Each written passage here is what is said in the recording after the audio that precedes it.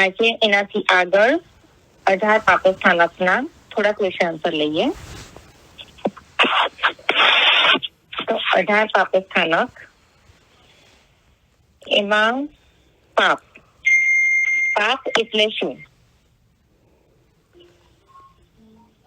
કોઈ કહેશે પાપ એટલે શું? એ કર્મના ફળ ભોગવતા કડવા લાગે, રડવું આવે, દુઃખ લાગે, મજા ના આવે, તો એ પાપ છે.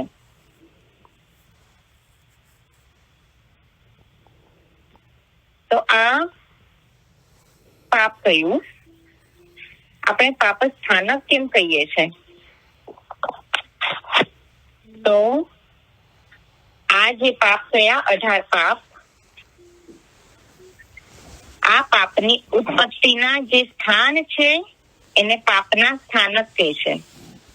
અને આપણને ખબર છે કે આવા પાપના સ્થાનક કેટલા છે? તો કે 18 છે. અને આ 18 પાપસ્થાનકના આચરણથી શું થાય છે? તો કે એનું આચરણ કરવાથી ઘણા અશુભ કર્મનો બંધ થાય છે.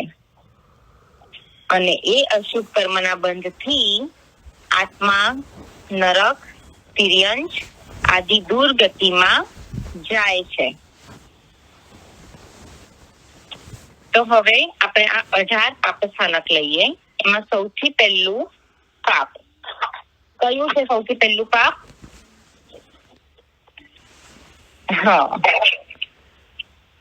પ્રાણાતિપાત એટલે હિંસા.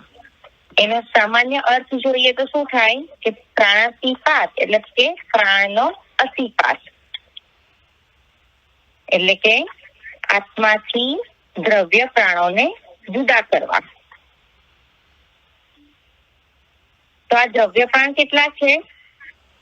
કોઈને ખબર છે દ્રવ્ય પ્રાણ કેટલા?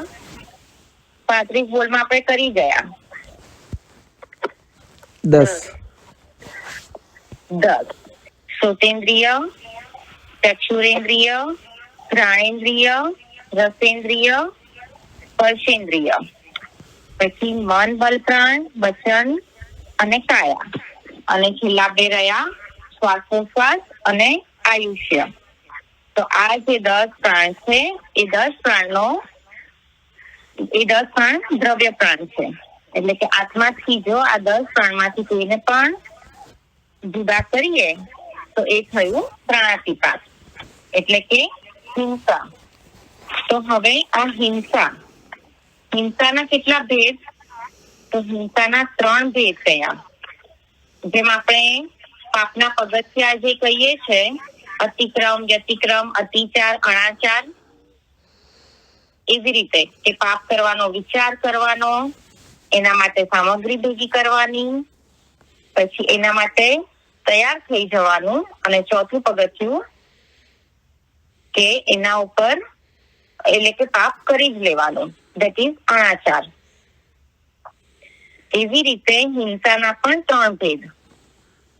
પહેલું કયું? સંરભ એટલે કે જીવોની હિંસાનો સંકલ્પ કરવો. બીજું કયું? સમારંભ એટલે કે હિંસાને માટે પ્રયત્ન કરવો. અને ત્રીજું કયું? આરંભ એટલે કે હિંસા કરી લેવી, અર્થાત પ્રાણ હરી લેવા. એટલે હિંસાના 3 ભેદ કે સૌપ્રથમ જીવની હિંસાનો સંકલ્પ કરવો, બીજું હિંસાને માટે પ્રયત્ન કરવો, અને ત્રીજું હિંસા કરી લેવી. તો આ થયું આપણું પ્રાણાતિપાત એટલે કે હિંસા. હવે એના પછી બીજું પાપ કયું?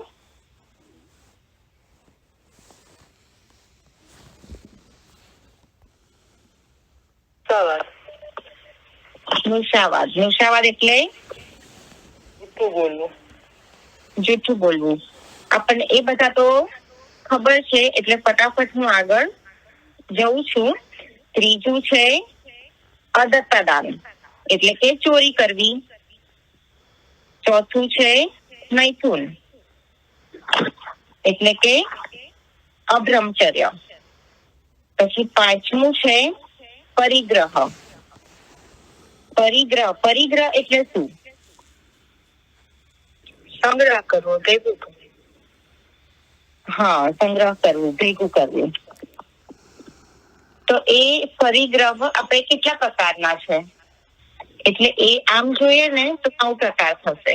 કારણ કે ખેતર આદિ ખુલ્લી જમીન એટલે કે ખેત, વસ્તુ એટલે કે ઢાંકેલી જમીન, ઘર આદિ ઢાંકેલી જમીન એટલે એ 2 થયા.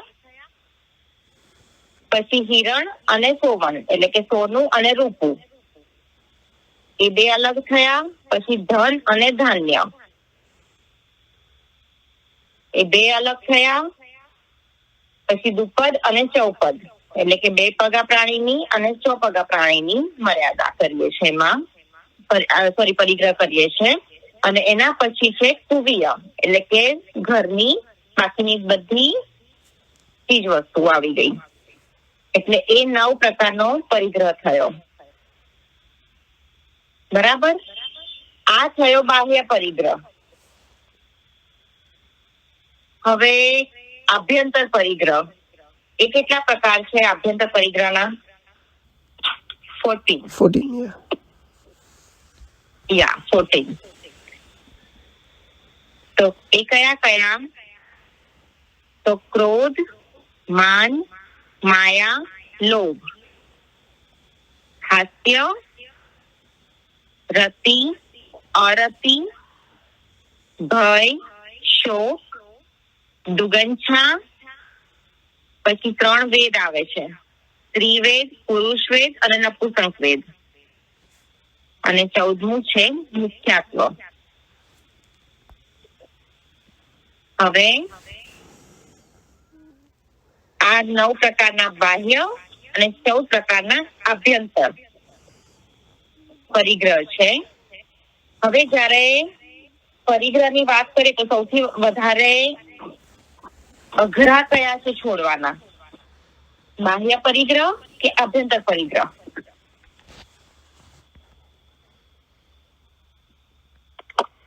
અભ્યંતર. બરાબર. આભ્યંતર પરિગ્રહ છોડવા ઘણા અઘરા છે. જો આભ્યંતર પરિગ્રહ છૂટી જશે તો બાહ્ય પરિગ્રહ ઓટોમેટિક છૂટી જશે. જેમ ભરત ચક્રવર્તી પાસે બધું હતું, બધો પરિગ્રહ હતો એનો. જ્યારે કેવળ જ્ઞાન થયું અને એ આભ્યંતર પરિગ્રહ ગયા, એની સાથે સાથે બાહ્ય પરિગ્રહ ઓટોમેટિક છૂટી ગયા. અને એમાં પણ મિથ્યાત્વ મૂક્યું છે. જે 14 પ્રકારના આભ્યંતર પરિગ્રહ છે એમાં મિથ્યાત્વ મૂક્યું છે. મિથ્યાત્વ આપણને ખબર છે કેટલા પ્રકારના મિથ્યાત્વ છે? 25 પ્રકારના મિથ્યાત્વ છે. એ 25 મિથ્યાત્વ આપણને ક્યાં લઈ જાય છે?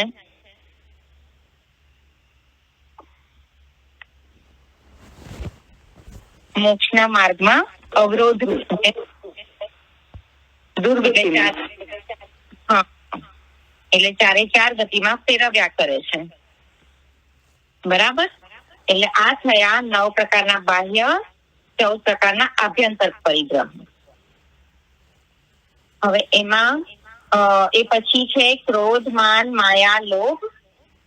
એ બધા આપણને ખબર છે. રાગ, દ્વેષ, કલહ.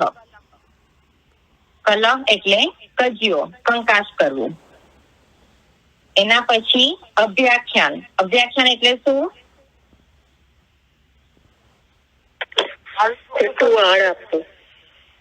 ખોટું આળ ચડાવવું. બરાબર. એના પછી 14મું છે પૈશુન્ય એટલે કે ચાડી ચુગલી કરવી. એના પછી 15મું પાપ પર પરિવાદ એટલે કે બીજાની નિંદા કરવાની, વાંકું બોલવાનું. કોઈનું સારું જોઈને આપણને ઓલવેઝ ઈર્ષ્યા થતી જાય એટલે આપણે નિંદા કરીએ, એટલે એ થયું પર પરિવાદ. ત્યારબાદ 16મું પાપ છે રઈ અરઈ. રઈ અરઈ એટલે શું?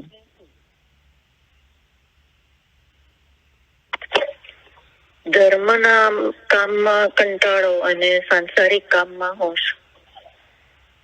હા, એ ગમે ધર્મના કામમાં ના ખુશી ને પાપના કામમાં ખુશી. બરાબર બરાબર, એકદમ બરાબર. એ થયું આપણું રહી અરઈ. ત્યારબાદ છે 17મું પાપ, માયા મોસો. માયા મોસો એટલે કે કપટ સહિત જુઠ્ઠું બોલવું.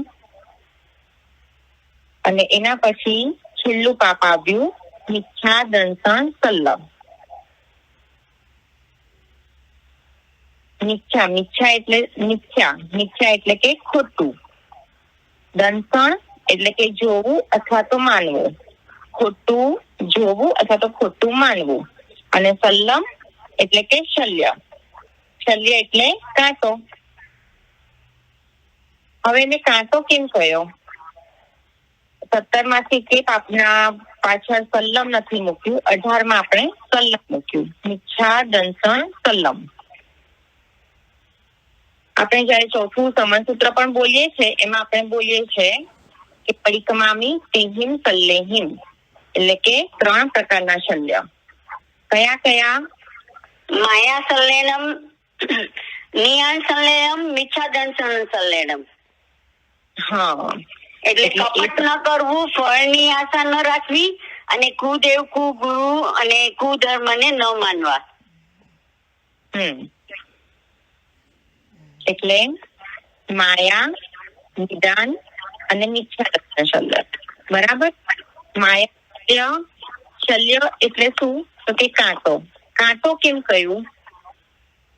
જયારે આપણને પગમાં કાંટો વાગે પછી આપણાથી ચાલી શકાય આગળ? અટકી જવાય છે, નથી ચલાતું. એવી જ રીતે આ 3 કાંટા એ આપણને મોક્ષ માર્ગમાં અવરોધરૂપ છે, જે આપણને મોક્ષના માર્ગમાં આગળ વધવા દેતું નથી. એટલા માટે આપણે એને શલ્ય કયા, કાંટા કયા. હવે આ 3 કાંટામાંથી માયા શલ્ય કે જે મોક્ષ માર્ગમાં મોક્ષે નથી જવા દેતું, ધ સેમ વે નિદાન શલ્ય કે નિયાણા કરીએ તો પણ આપણે મોક્ષથી દૂર ફેંકાઈ જઈએ. પણ આ જે ત્રીજો કાંટો છે મિથ્યા દંસન શલ્ય, એ ત્રીજો કાંટો મોક્ષથી દૂર તો કરે જ છે પણ ધર્મથી પણ દૂર કરે છે. આપણને ખબર છે મરીચી કુમારનું એક્ઝામ્પલ. મિથ્યા તો આવી ગયું, ખોટું માન્યું અને બોલ્યું. એ કેટલા ભાવ પછી એમને જૈન ધર્મ મળ્યો. દેવલોકમાં ગયા એ પણ બ્રાહ્મણનો દેવલોકનો મનુષ્ય જન્મ મળ્યો પણ જૈન ધર્મથી દૂર ફેંકાઈ ગયા. એટલે આ મિથ્યા દંસન શલ્ય એ સૌથી મોટામાં મોટો કાંટો. એટલે આ 18 પાપમાંથી સૌથી મોટામાં મોટું પાપ કયું? મિથ્યા દંસન સલ્લા. હા, એ પાપ પણ સૌથી મોટામાં મોટું પાપ પણ મિથ્યા દંસન શલ્યનું પાપ કયું. બરાબર.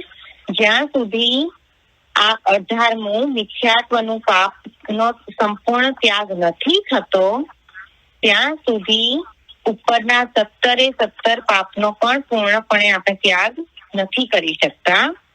માટે 18મું પાપને સૌથી મોટામાં મોટું પાપ કહ્યું.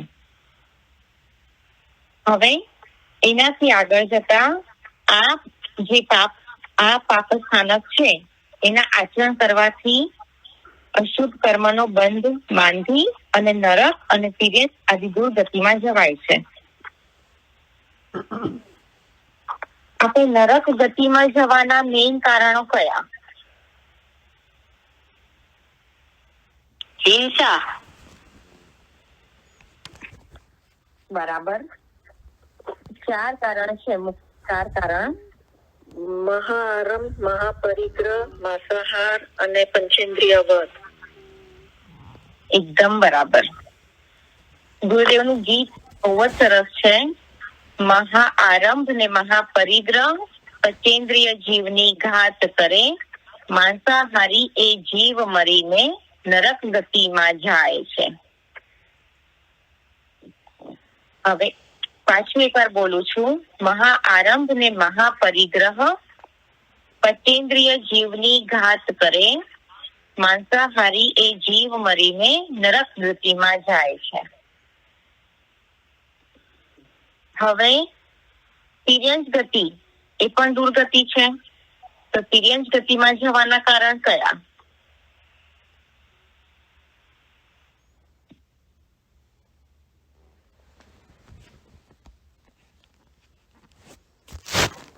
અઢારે અઢાર પાપના સેવનથી આપણે કશે ને કોઈ ગતિમાં જઈએ છે, દુર્ગતિમાં જઈએ છે.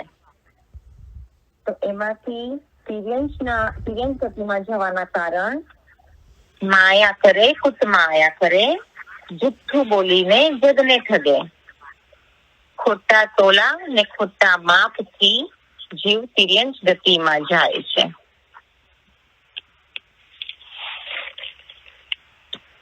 બરાબર. આ બે ગતિ એટલે બીજું, ત્રીજું, 17મું એ બધા પાપોથી જીવ તિર્યંશ ગતિમાં જાય છે. હવે આપણે વાત કરીએ કે પરિગ્રહ, 5મું પાપ અને લોભ એ બેમાં શું ફરક છે?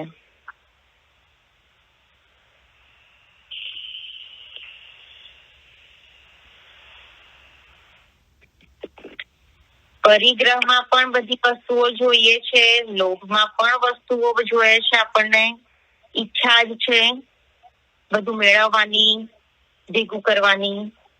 તો એ બેમાં ફરક શું છે? બે અલગ પાપ કેમ કયા?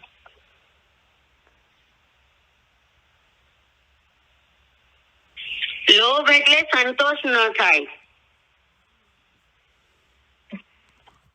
બરાબર. બીજા કોઈને કઈ કેવું છે? Parigrah is of something that is already there with us. Lobh is something that we don't have and we want. Yes. I will add little more in it. કે જે વસ્તુ આપણી પાસે છે એનો પરિગ્રહ હોય, પણ એના પ્રત્યે મમત્વ ભાવ હોય કે આ મારું છે. અને લોભ શું છે? કે જે વસ્તુ આપણી પાસે નથી એ આપણને મેળવવી છે, પણ એટ ધ સેમ ટાઈમ જે આપણી પાસે છે એને છોડવી પણ નથી.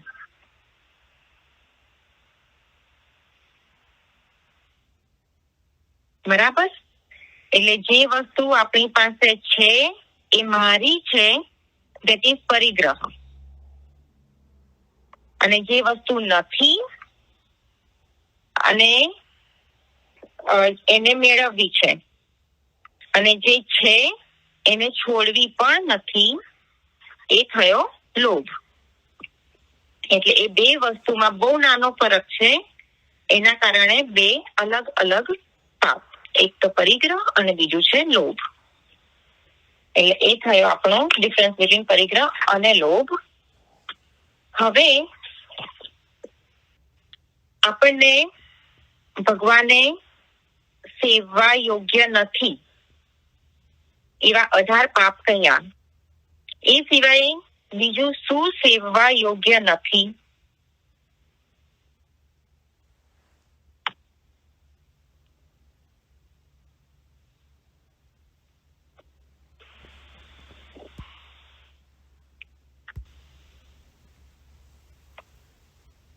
કરવા જેવા છે?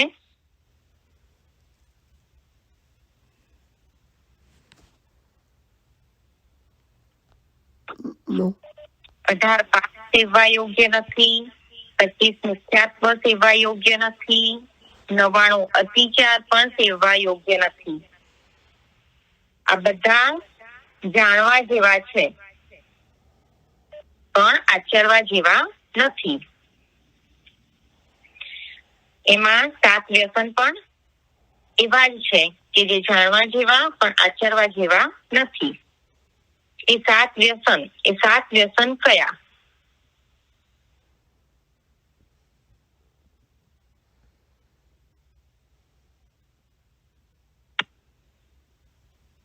કોઈ કહેશે 7 વ્યસન કયા? માંસ, મદિરા, દારૂ. સારું થયું.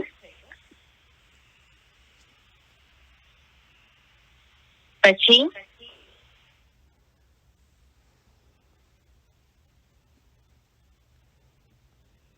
જુગાર. હા, બરાબર. આજે આપણે એના પછાણ લેવાના છે, એટલે આપણે પાકા કરીશું કે 7 વ્યસન કયા છે કે જે કરવા યોગ્ય નથી. તો એક તો મદિરાપાન, માંસાહાર, જુગાર, ચોરી, શિકાર, પરસ્ત્રી ગમન અને વૈશાગમન. એ 7 થયા વ્યસન. હવે શું થાય? આ વ્યસન કેમ આચરવા યોગ્ય નથી? તો મદિરાપાન કરીએ તો શું થાય? મદિરાપાન કરવાથી આર્થિક નુકસાન, શારીરિક નુકસાન, માનસિક નુકસાન, પરિવારોમાં સંબંધો બગડે, કુળમાં કલંક લાગે, આબરૂનો, ધનનો બધાનો નાશ થાય અને એ જ દારૂના નશામાં ભાન ભૂલી અને ન કરવા યોગ્ય આચરણ થઈ જાય અને ક્લેશની વૃદ્ધિ થઈ અને અંતે જીવ નરક ગતિમાં જાય. હવે આ મદિરાપાન કોણે કર્યું હતું અને એનાથી શું નુકસાન થયું? કોઈને કોઈ એક્ઝામ્પલ યાદ છે?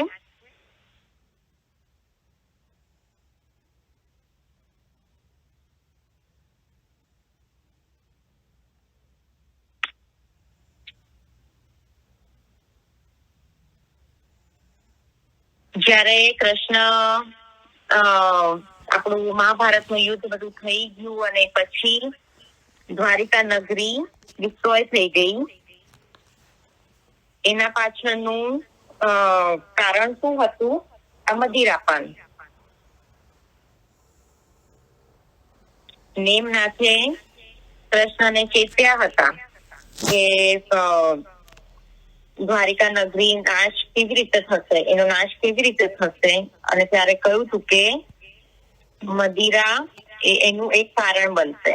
કૃષ્ણએ શું કર્યું? કૃષ્ણએ એના આખા દ્વારિકામાંથી જેટલી બોટલો ને જેટલું પણ મદિરા હતું એ બધું દ્વારકાની બહાર ફેંકાવી દીધું.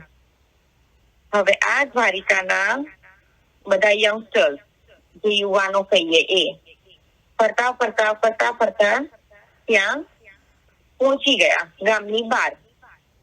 હવે ત્યાં આગળ ગામમાં તો એની બંધી થઈ ગઈ હતી, કોઈ પીવાની મનાઈ હતી કારણ કે ગામમાં રાખ્યું જ નતું. હવે આટલા વખતથી નહીં દેખાયું અને નતું જોયું અને હવે દેખાયું એટલે એ લોકોએ પીધું. એટલું પીધું કે કઈ ભાન રહ્યું નહીં. અને એના પછી ત્યાં આગળ એક ઋષિ જે મેડિટેશન કરી રહ્યા હતા, ધ્યાનમાં બેઠા હતા, જે દ્વિપાયન ઋષિ. હવે એ એટલું મદિરાપાન થઈ ગયું હતું, નશા એટલો બધો ચડી ગયો હતો કે એ શું કરી રહ્યા છે એનું એમને ધ્યાન રહ્યું નહીં. એમણે ઋષિને એટલું બધું પજવ્યા, હેરાન કર્યા, માર્યા, બધું કર્યું. અંતે આ દ્વિપાયન ઋષિ નક્કી કરે છે કે હવે હું આ દ્વારિકાને બાળનારો બન્યો, મારા તપ સંયમનું બળ હોય તો. ત્યાંથી મરીને એ દ્વિપાયન ઋષિ અગ્નિકુમાર નામે દેવ બને છે અને નક્કી કર્યું હોય છે કે મારે દ્વારિકાને બાળવી છે. હવે આ વાતની ખબર કૃષ્ણને થઈ અને કૃષ્ણ પાછા નેમના પાસે ગયા કે આવું થઈ ગયું છે, હવે શું કરીએ? અને નિમ્નાથે કહ્યું કે જ્યાં સુધી દ્વારિકા નગરીમાં તપસ્યા ચાલુ છે ત્યાં સુધી દ્વારિકાને કઈ નહીં થાય. કૃષ્ણએ અનાઉન્સ કરાવ્યું કે અહીંયા સાંકળ ચાલુ કરી, આયંબિલ સાંકળ ચાલુ કરી. આજે એક ઘરમાં આયંબિલ, કાલે બીજા ઘરમાં આયંબિલ, એના પછી એવરી સિંગલ ડે વર્ષોના વર્ષો પાસ થાય છે. રોજ દ્વિપાયન ઋષિ આવીને ટ્રાય કરે છે, પણ દ્વારિકા નગરી બળી શકતી નથી because of Ayambil, any kind of તપસ્યા. એક વર્ષોના વર્ષો પાસ થાય છે. એક દિવસ એવો આવે છે અને જ્યારે જેનો ટર્ન હોય છે એ વિચાર કરે છે કે આટલા વર્ષો પાસ થયા, કશું દ્વારિકાને થયું નથી, હવે એક દિવસ હું આયંબિલ નહીં કરું તો શું બગડી જશે, અને નહીં કર્યું. અને એ ખાલી એક અંતર મુહૂર્તમાં વિધિન 48 મિનિટ દ્વારિકા નગરી બળી ગઈ. અને એના પાછળનું રીઝન આ મદિરાપાન. દેવોની બનાવેલી 12 યોજન લાંબી 9 યોજન પહોળી નગરી 48 મિનિટમાં દેવ દ્વારા જ બળી ગઈ. એટલે આ થયું આપણું પહેલું વ્યસન, મદિરાપાન. એના પછી બીજું માંસાહાર. માંસનો આહાર પણ હિંસાની વૃદ્ધિ કરનાર, સ્વભાવને ક્રૂર બનાવનાર તથા કુષ્ઠ આદિ રોગોનો ઉત્પાદક હોય છે.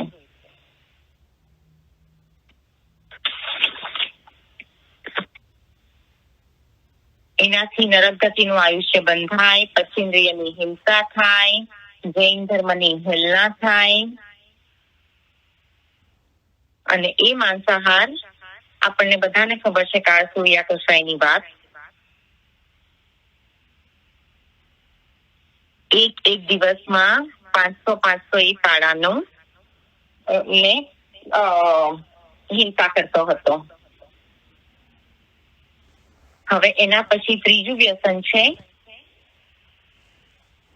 જુગાર. એ જુગાર રમવાથી ધન સંપત્તિ ખતમ થઈ જાય, ખરાબ મિત્રોની સંગત વધે, દારૂ, ચોરી જેવા બીજા બધા વ્યસનો પણ જીવનમાં પ્રવેશે અને પરસેવાની કમાણી પણ પાપમાં તણાઈ જાય છે. હવે આ જુગાર કોણે કર્યું હતું, કોણે રમ્યા હતા, કોઈને યાદ છે? કૌરવો અને પાંડવો. હા, બરાબર. અને આખું મહાભારત સર્જાઈ ગયું. એના પછી ચોથું વ્યસન છે ચોરી. હવે એ ચોરી શું થાય? અપયશ ફેલાય, અવિશ્વાસ વધે, કોઈ આપણા પર વિશ્વાસ કરે નહીં. અને આ ચોરીથી તિર્યંચ ગતિનું આયુષ્ય બંધાય. અનીતિથી જે ધન આવ્યું અને એના લીધે થઈને પ્રામાણિકતાથી આવેલું ધન પણ ચાલ્યું જાય. અને એ ચોરીની ચોરી આપણને આઈ થિંક લાસ્ટ પાઠશાળામાં જ લીધી હતી. કોઈ કહેશે કયું?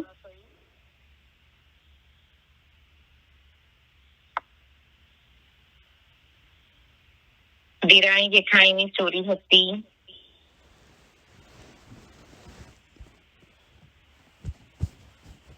કૃષ્ણ અને દેવાનંદા. મમતા અને સમતા. દેરાણી જેઠાણી હતા. મમતા અને મમતા. એને હાર ચોરાયો હતો. હાર ચોરી લીધો હતો અને એના લીધે આખા ભગવાન એમના કોષ્ટીમાંથી વયા ગયા. એટલે એ થયું ચોરીનું. ત્યારબાદ છે પાંચમું વ્યસન શિકારનું. નરક ગતિનું આયુષ્ય બંધાય, અશાતા વેદનીય કર્મનો તીવ્ર બંધ થાય, પરભવમાં અશુભ અને દીર્ઘ આયુષ્ય બંધાય અને એક મોત લેવાના બદલામાં અનંતા મોતે મરવું પડે. આપણને એ ખબર છે કે દુર્ગતિ જે છે એ દુર્ગતિ નરકની વાત કરીએ તો ઓછામાં ઓછું કેટલું આયુષ્ય? તો 10,000 વર્ષનું ઓછામાં ઓછું આયુષ્ય. હવે એનું શિકારનું એક્ઝામ્પલ કયું યાદ કરશું આપણે? સૈનિક રાજા. હા, સૈનિક રાજાનું કેટલું નિકાચિત કર્મ બાંધી દીધું કે ભગવાનને પૂછવા ગયા કે હું કઈ ગતિમાં જઈશ, અને ભગવાને કહ્યું અને ખબર પડી કે જયારે મને જૈનિઝમ એટલે જૈન ધર્મ નતો મળ્યો ત્યારે મારું કરેલું નિકાચિત કર્મ અને નરકનું આયુષ્યનો બંધ થઈ ગયો હતો. ભગવાનને પૂછ્યું કે કોઈક રસ્તો બતાડો, કોઈક રસ્તો બતાડો. ભગવાને 4 રસ્તા બતાવ્યા, પણ 4માંથી એક પણ કાર્ય એમનું સફળ થયું નહીં અને અંતે એ નરકમાં અત્યારે છે. તો એ થયું શિકાર. ત્યારબાદ છઠ્ઠું છે પરસ્ત્રી ગમન. એનાથી શું થાય? પરસ્ત્રી ગમન આ કરનાર જગતમાં તિરસ્કૃત થઈ જાય, રાજા અને સમાજનો અપરાધી બની અને ઘણા દુઃખોને પામે, મરીને નરકમાં જાય. અને આ ત્યારબાદ છે વૈશ્યાગમન. એ પણ એ જ. અને આ સાથે 7 વ્યસનો આ લોક અને પરલોકમાં દુઃખદાતા હોવાથી તેમને ઉભય લોક વિરુદ્ધ ગણાય. એટલે કે બંને આ ભાવમાં પણ દુઃખદાયી છે અને આવતા ભાવમાં એટલે કે જ્યાં પણ જશે પરલોકમાં પણ એ દુઃખદાયી જ છે. એટલે આપણે આ સાથે 7 સુવ્યસનો ના પછાણ લેવા જોઈએ. હવે આ જે 18 પાપ છે એ 18 પાપમાં 7 કુવ્યસનો કેવી રીતે સમાય છે એ જોઈએ. તો પ્રાણાતિપાતમાં આ 7 વ્યસનમાંથી કયા કયા આવશે?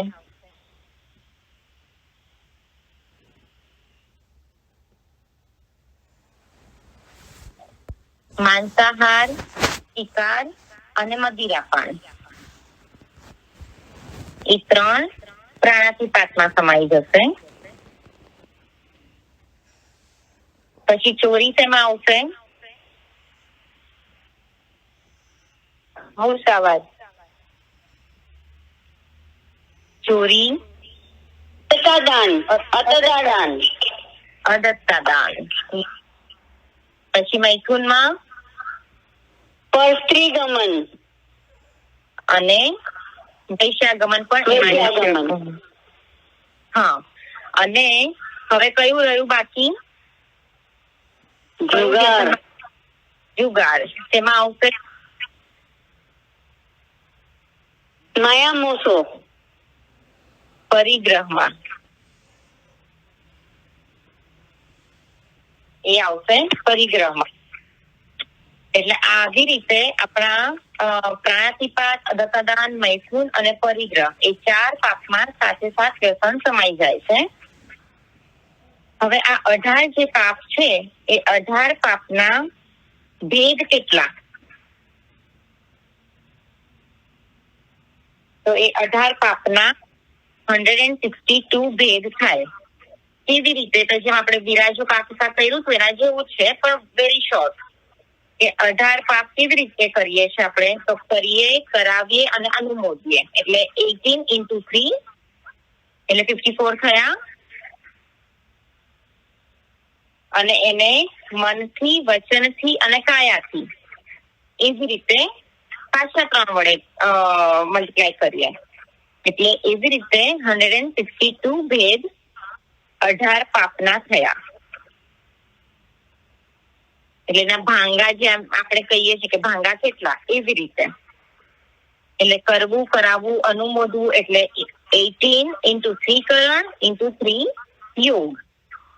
એવી રીતે 162 ભાંગા થયા 18 પાપના. અને હવે છેલ્લો એક ક્વેશ્ચન લઈ લઈએ છે. ટાઈમ થઈ ગયો છે પણ એક ક્વેશ્ચન લઈ લઈએ છે કે આ જે 18 પાપમાંથી અપેક્ષાએ આપણે કયા યોગને કયા યોગનો વધારે યુઝ કરીએ છીએ? જેમ કે વૃષાવાદ તો બોલવાનું છે, તેમાં આપણે કયો યોગ યુઝ કરીએ છીએ? કયા યોગનો યુઝ થાય છે? વચન. બસ. તો એવી રીતે પ્રાણાતિપાતમાં કોનો થશે? કાયા. હા. Then what about અદતાદાન? મન. વચન. અદતાદાન is ચોરી. इवेंचुअली तीनों योग का यूज होता ही है, लेकिन ज्यादातर कौन सा होता है? ये तो काया. फिर मैथुन में કાયા. काया. परिग्रह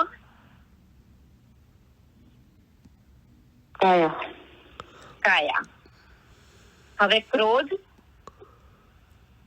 મન. માન મન. મન. માયા એ મન જ થશે. હા. અને લોભ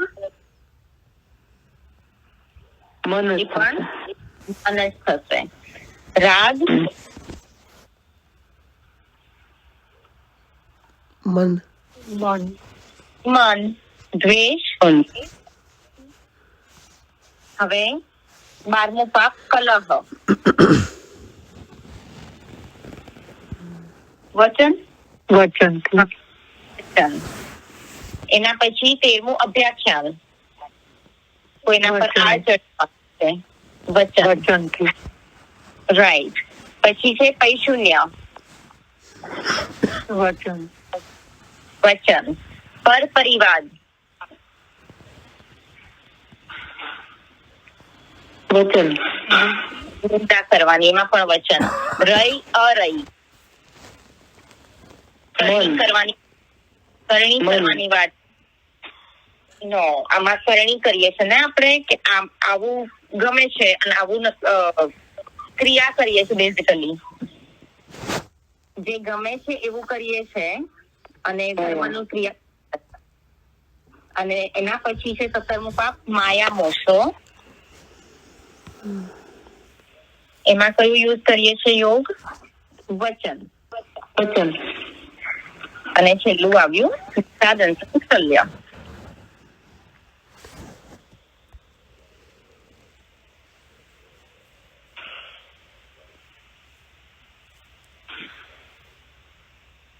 મન. એવી રીતે આપણે 7 મનથી, 6 વચનથી અને 5 કાયાના, એવી રીતે થઈને કુલ 18 પાપ ના ક્વેશ્ચન આન્સર આજે આપણે લીધા. હવે એક ક્વેશ્ચન પૂછું છેલ્લો કે 2 પાપ ભેગા થઈ કયું પાપ સ્થાનક બને?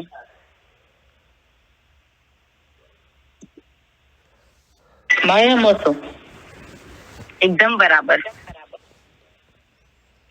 સૌથી મોટામાં મોટું પાપ કયું? મિથ્યા દર્શન સર્વ. વારસામાં કયું પાપ મળે?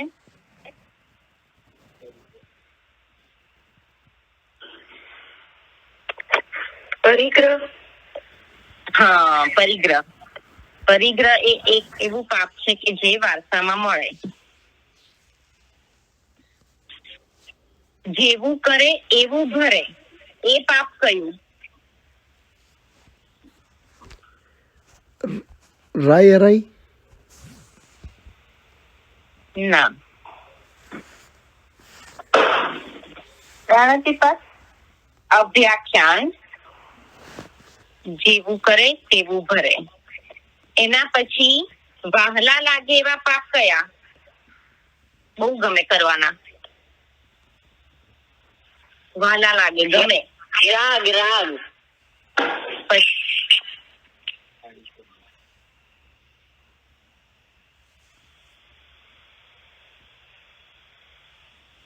પરિગ્રહ કરવો ગમે, પરિગ્રહ, પરિગ્રહ, માન પણ, લોભ, લોભ પણ. એટલે એમ થાય કે કેટલા બધા એવા પાપો છે કે આપણને એમ થાય કે હા આ મજા આવે કરવાની. રતિ, રાગ રાગ બરાબર છે, બરાબર છે. ઓકે, તો આજે આપણા 18 પાપના ક્વેશ્ચન આન્સર અહીં પૂરા થાય છે. વિતરાગ વાણીથી ઓછું અતિપ્રતિત ભણાયું હોય તો રેન તને પ્રભુ આપની સાક્ષીયત સૂચ્છામિ દુક્કડમ.